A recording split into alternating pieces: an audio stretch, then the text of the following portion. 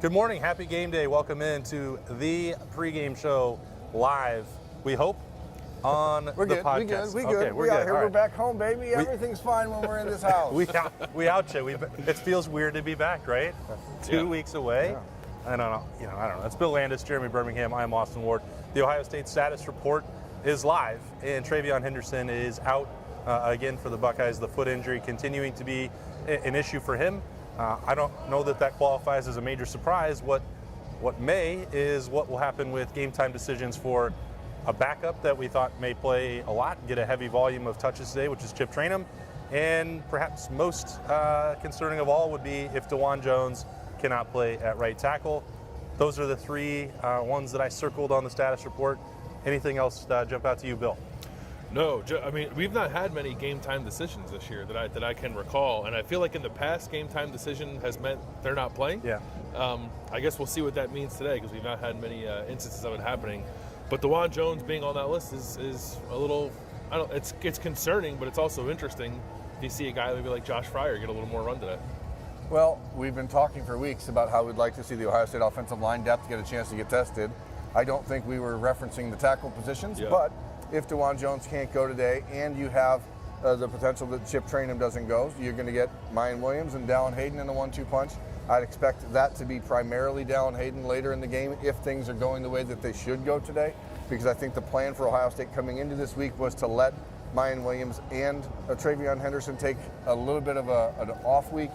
But now with Chip Trayanum's uncertainty, that throws a wrench into things, especially into my bold prediction on OhioState.Rivals.com, which was that Chip Trayanum would have 100 yards and 3 touchdowns. So I guess we'll see. So, but it doesn't hurt my bold prediction that I made on the podcast for Friday, which was that Mayan Williams was going to have 3 touchdowns and 75 yards. So I'm hedging those bets, baby. I'm learning all the rules. I'm learning how to hedge. The student's got just a little bit of gambling information. Now it doesn't really help if you spread them out over like 15 different props. Yeah, it does. I'm learning how to hedge, baby. All right. So the interesting dynamic here, as you both alluded to, is with DeJuan Jones. Generally, game time decisions for Ohio State don't wind up getting cleared to go. If it's dicey enough that you have to be evaluated beforehand and you're playing Indiana, tends to be a short workload or no workload at all for these guys. So if we're discussing what's the issue, Berm? Yeah, just making sure we're good. Okay, making me nervous over there. Matthew Jones was what? A true craftsman checks his work periodically through. Okay. Well, that's a common saying. Measure twice and measure cut twice, once. cut once. That's what they say. Yeah, good. I've done a lot of carpentry in my life. You're a carpentry and gambling expert.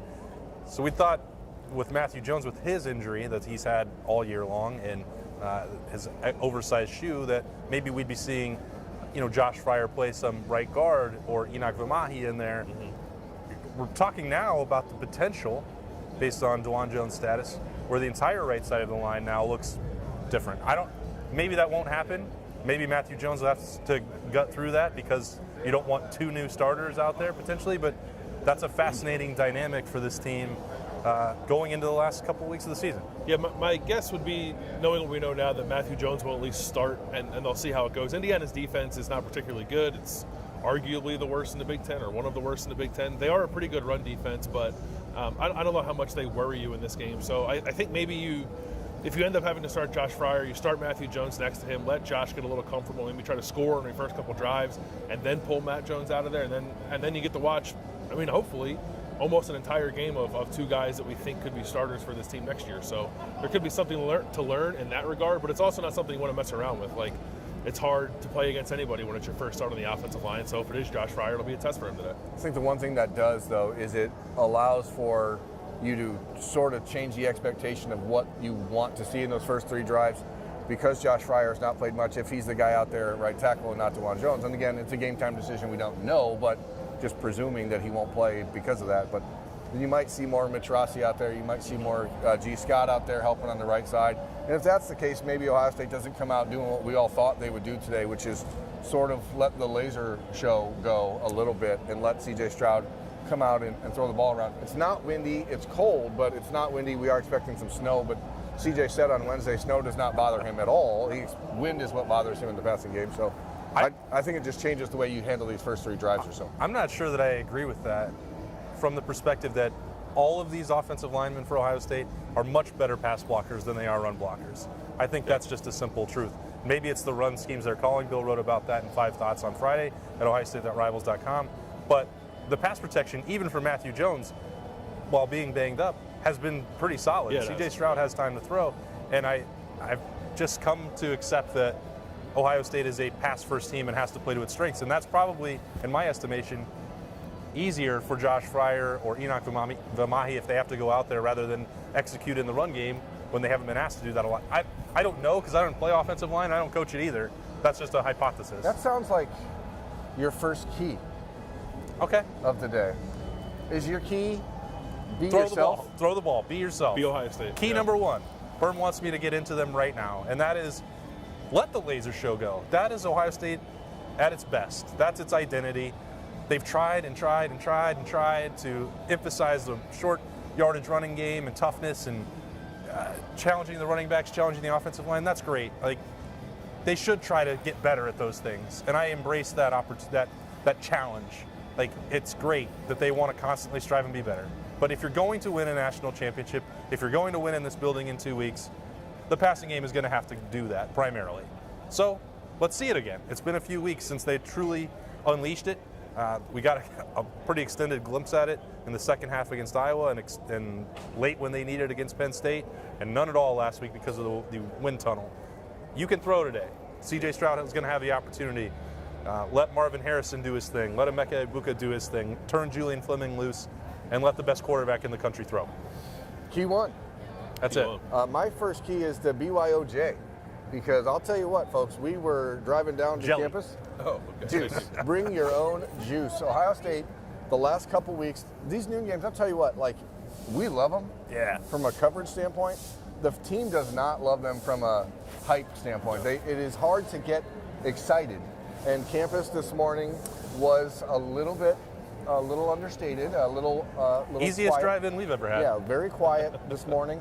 Obviously, you're going to want to give these fans something to do and cheer about early. So I think the Buckeyes just got to come out on fire. I mean, that's really what it is. You cannot have another slow start after the last couple weeks, because at that point things start to get in your head and you start to get worried. So to me, it's just come out fast. I don't care how you do it. If it's the running, I want tempo on that first drive for Ohio State.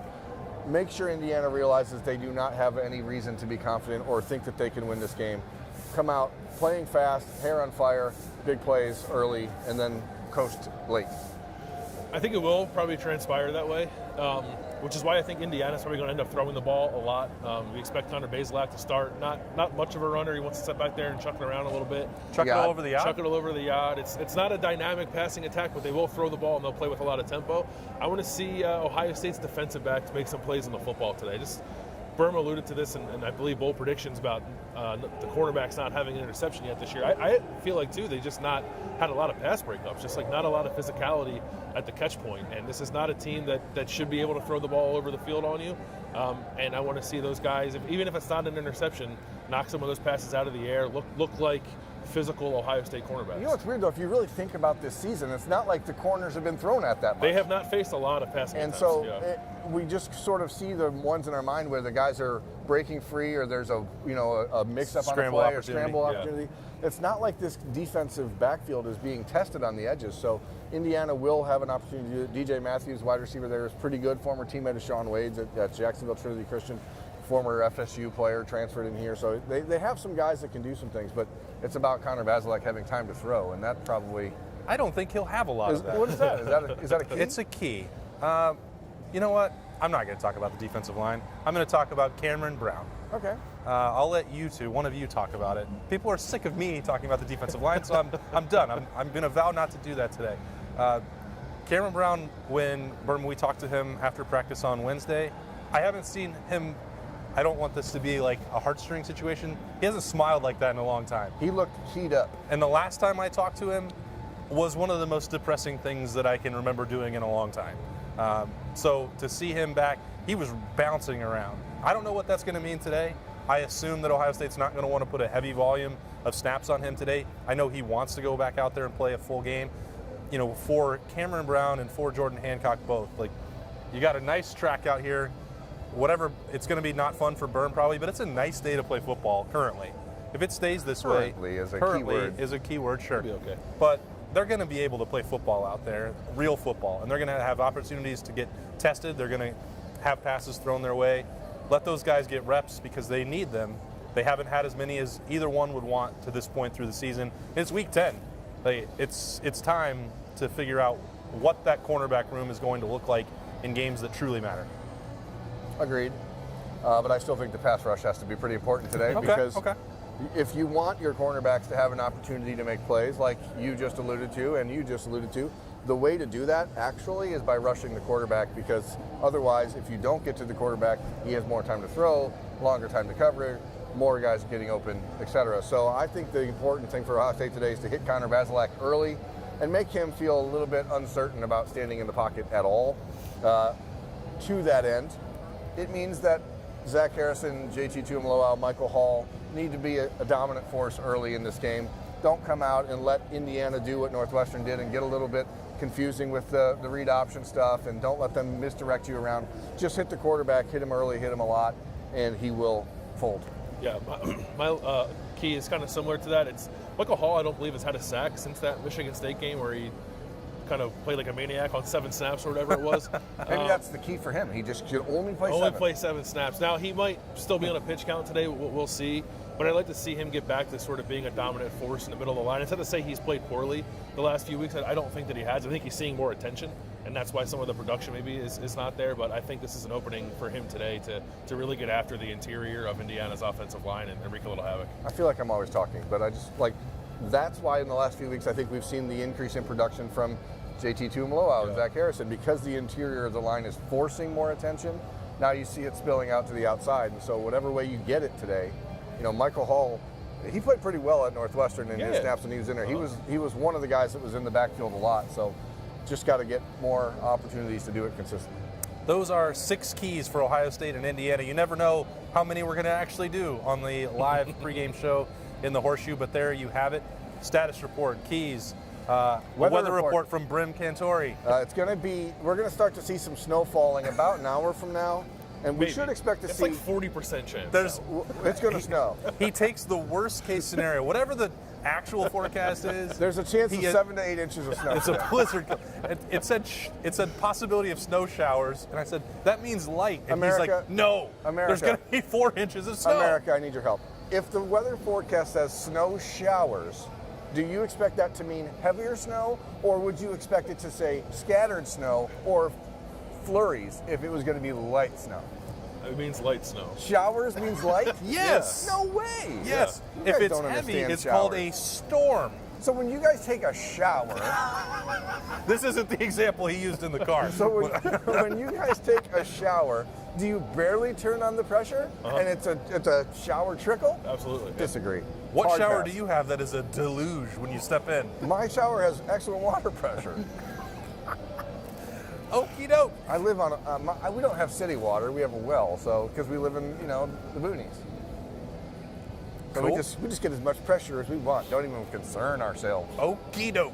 This has been the live pregame show. 2.5 hours to go, roughly. Do you guys have any update to your score prediction? Because we all said 49-7 on I both still think it's 49-7. Laser show. Absolute laser show. I'm going to amend mine and say because of the snow 42-7. Oh, he's worried about taking away one of the rushing touchdowns. Take a tutty off the board.